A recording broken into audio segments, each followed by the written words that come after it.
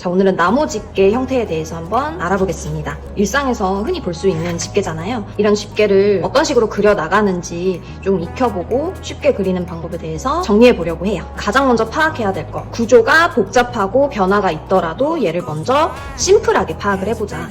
나름대로 정한 방법으로는 평, 단, 입, 구. 일단 평은 뭐냐? 평면화, 단, 단순화, 입, 입체화, 구, 구체화, 옆에서 본 거, 그리고 또 위에서 본 특징은 이렇게 또 직사각형이 나올 거고요. 이런 식이 되겠죠. 그리고 앞에서 본 부분, 갈라진 부분이 있고 위아래가 대칭인 형태로 띄고 있겠죠.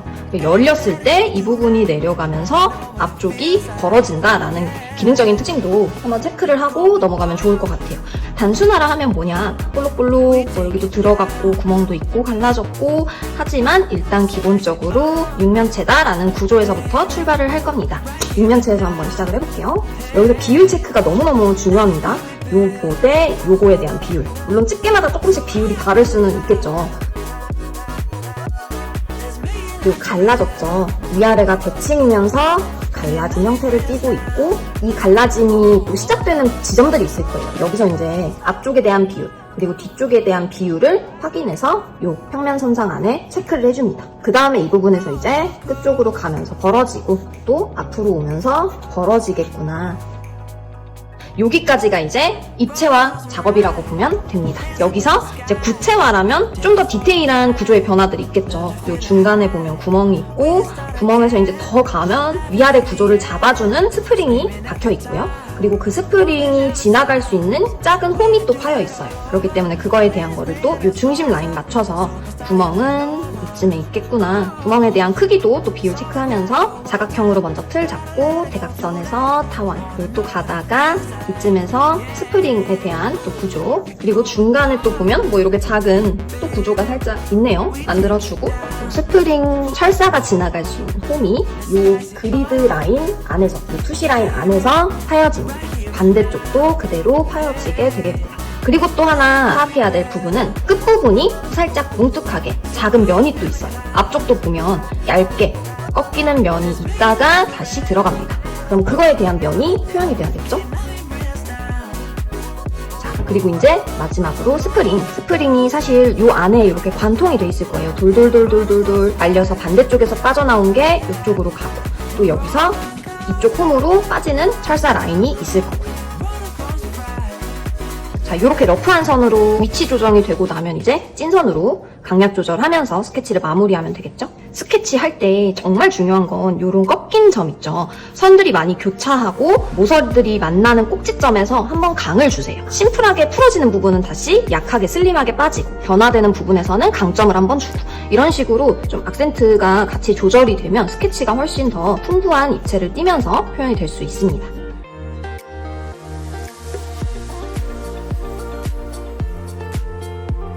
그 다음에 이번에는 밑면이 보이도록 이 뒷부분에 짚는 부분이 앞쪽으로 오는 틀을 한번 그려보도록 할게요. 항상 육면체 박스에서부터 출발을 해줍니다. 이런 육면체 박스 안에서 벌어지는 대칭 중심 라인을 맞추고 그 다음에 옆면부터 시작을 하죠. 앞쪽에 대한 벌어지는 삼각형 그리고 뒤쪽에 대한 부분 비율 한 3등분을 했을 때 3분의 1 지점 정도 되겠어요.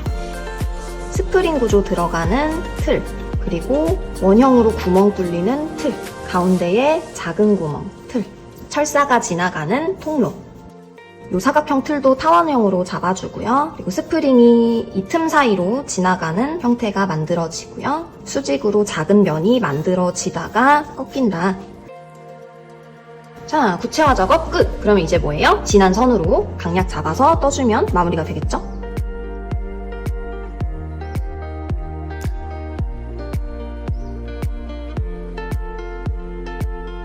닫힌 구조 두 가지를 떠봤어요. 자, 이제는 열린 구조를 한번 그려보도록 할 건데요. 닫혀있는 거는 직육면체 틀을 먼저 떠준 다음에 들어가면 됐었는데 이렇게 열린 구조는 직육면체 틀이 아니죠. 이걸 단순화 해볼게요. 살짝 사다리꼴 틀이 나옵니다. 중심축 기준으로 좌우가 대칭인 사다리꼴 육면체 그 부분에서 먼저 시작을 해보도록 할게요. 자, 이 구조에서 열린 구조를 한번 해보겠습니다. 중심축은 항상 같이 그려주세요. 이런 대칭형의 구조를 갖고 있는 물체들은 이 가운데 지나가는 대칭을 확인할 수 있는 중심축을 꼭 먼저 가이드를 떠준 다음에 디테일한 형태들이 들어가야 돼요. 열리기 시작하는 게 이 스프링 구조에서부터 열리거든요. 얘가 이렇게 각이 나오죠. 그럼 여기가 붙었다는 거는 그만큼 이 스프링 기준해서 이렇게 열린다는 구조가 될 겁니다. 이 스프링의 위치 먼저 틀을 잡아 놓고요. 이 외곽 라인이랑 평행하게, 또 외곽 라인이랑 평행하게 벌어지는 각도를 만들어줍니다. 이 부분에서 또 삼각형으로 꺾이고 구조가 나오죠. 그거에 대한 것도 이 수시 라인 맞춰서 잡아줍니다. 이렇게. 그리고 이제 이 즈음에 타원이 뚫려 있었는데 축을 기준으로 이렇게 벌어지거든요. 벌어질 때 직선으로 이동하는 게 아니고 호가 만들어지죠. 이렇게 이동을 합니다. 구조가 만들어지고 여기서 이제 벌어지는 구조가 만들어진다. 와이어를 잡아주는 홈. 스프링도 타원형으로 그리면서 이쪽으로 와이어 돌아가는 구조 그려주고요. 면이 꺾이면서 얇은 면이 생긴다고 했어요. 자, 이제 이런 꼭지점이라던가 디테일하게 잡혀야 되는 부분들에 강한 터치를 넣어서 스케치를 마무리해보도록 할게요.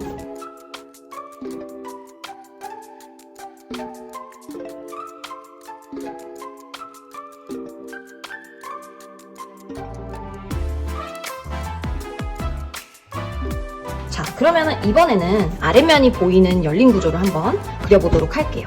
이번엔 열린 쪽이 뒤쪽으로 가기 때문에 사다리꼴을 반대로 그려줘야겠죠. 그리고 중심축, 벌어지는 기준점이 되는 이 대칭 중심 라인은 꼭 같이 틀을 잡을 때 그려줍니다. 이 벌어지는 기준점, 스프링이 달리는 위치, 이 구조를 기준으로 여기서 벌어지고 여기서 벌어집니다. 회전을 하면서 벌어진다고 했어요. 회전. 그리고 앞쪽에 삼각형으로 또 빠지는 부분, 회전되는 위치 잘 잡아가면서 그대로 넣어주고요. 뒤쪽에 이제 구멍 생기는 반원이 들어가겠죠? 여기 반원, 여기 반원. 나중에 이 원이 닫히면서 합쳐져서 정원이 되는 거고요. 이 투시 라인 맞춰서 보이는 라인들이 있겠죠? 여기도 보이고, 홈 파인 거 보이고, 여기도 살짝 보이고. 이쯤에 홈이 있어요. 또 여기에도 홈이 있을 거예요. 이 투시 라인 맞춰서 정확하게 이제 스프링을 그리면서 와이어로 넘어가는 부분. 이제 찐선으로 또 마무리를 해보도록 할게요.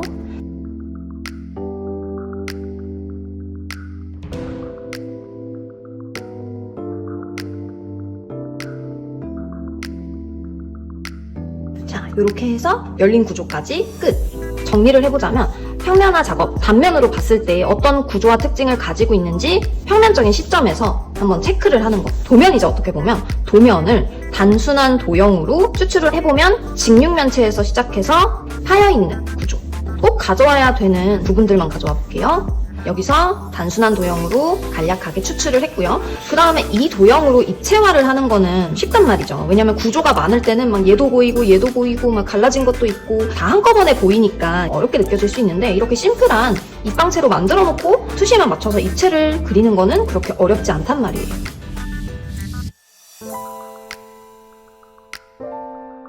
자, 그럼 입체화 다음에는 이제 여기서 이제 생략했던 디테일한 요소들을 넣어주면 되겠죠. 그대로.